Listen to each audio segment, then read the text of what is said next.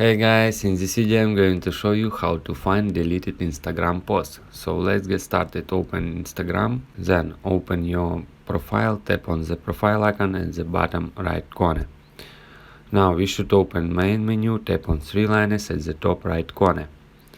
From pop-up menu, proceed to your activity. In very bottom scroll down, you will see recently deleted.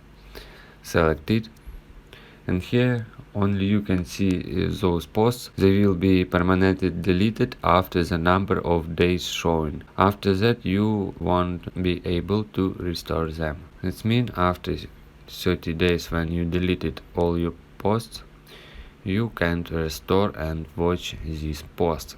Also, I show you how to remove deleted posts. Just select one of your posts, for example, and then you will see three little dots at the top right.